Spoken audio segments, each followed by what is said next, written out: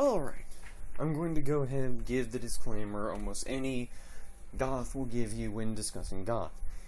Just because you're goth does not mean you're evil. There's going to be bad in every subculture. But goths, there seems to be a higher than average incidence of at least strong feelings about certain issues. You could be an animal activist, as I understand that's rather common. After all, we did come from punk. And I'm actually testing out the waters of some punk rock. I'm hoping to get into it so that way I could claim it as well. But if nothing else, I'm rather comfortable with goth. I got enough punk in me to be happy about it. But, you know, whatever.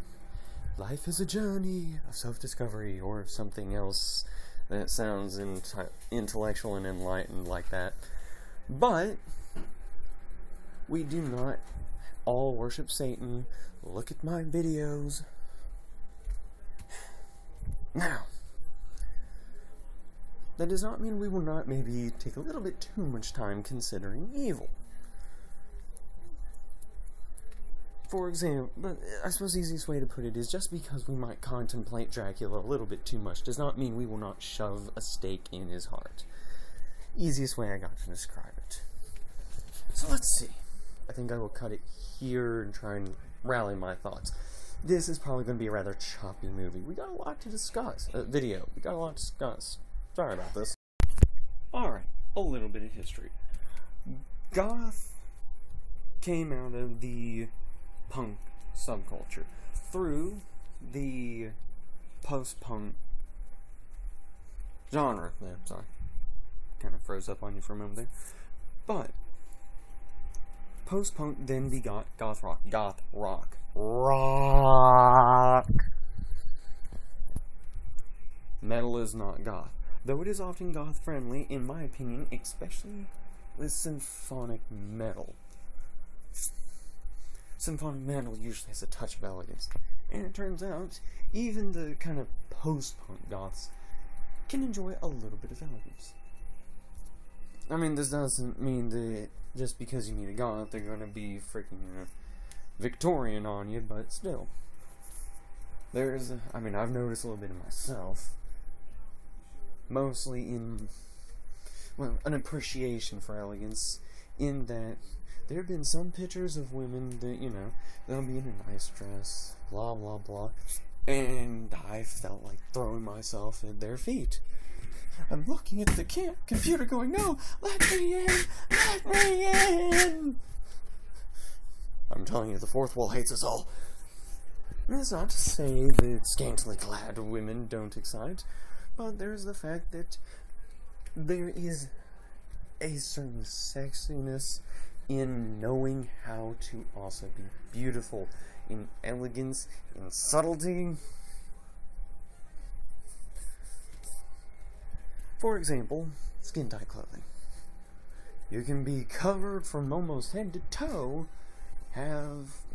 be just almost puritanical about how much skin you're covering, but on the other hand, I can, the dress, it hugs you so tightly that nothing is left to the imagination. That kind of stuff. And also sometimes, hey, you just simply look good in the dress. You don't have to get particularly sexy on its own, it's more of just, it looks that good anyway. So, two basic fundamentals of goth culture itself, right after I tell you one of the most fundamental things of goth. Having this does not necessarily mean you're goth, but it's the basic building block. An appreciation of a darker aesthetic. The easiest way I've got to put this is, okay, a lot of people wear polos, and once my school instituted school uniforms, I want to say it was after I got out, once I graduated. I'm not sure if it was after I graduated or just sometime.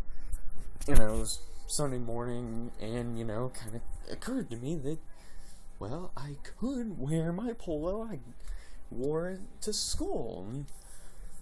And, well, it was black. Right now I have, one red polo and some 2, 3 maybe black polos. There you go.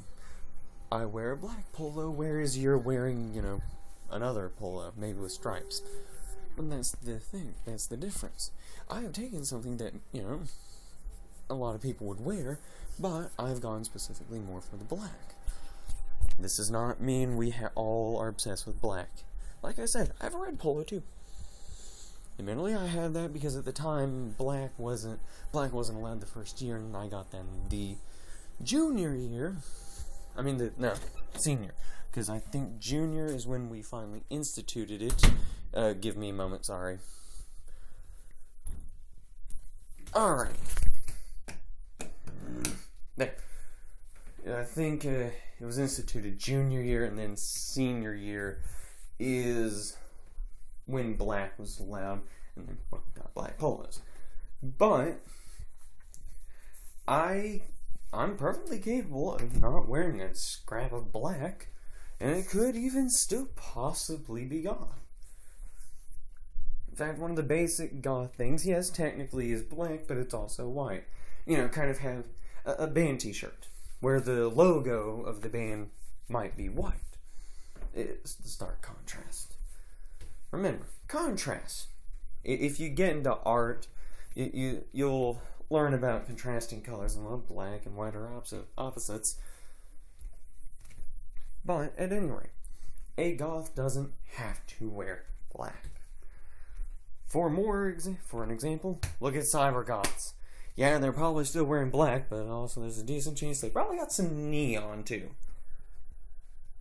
Wouldn't mind being able to pull off at least a obviously cyber-influenced look. Oh well, whatever. Give me a moment. There. So, let's see. So yeah, that's the basis. After that, of course, you've got the music and the fashion. And I've been informed, admittedly this was a while ago, so it might have calmed down by now. As I understand, there is kind of a debate on which is more important, the music or the fashion. I would side a little bit more towards fashion, but I'm not fashion, sorry. Music. But I'm of the opinion, really, you should have a bit of both. Let's see.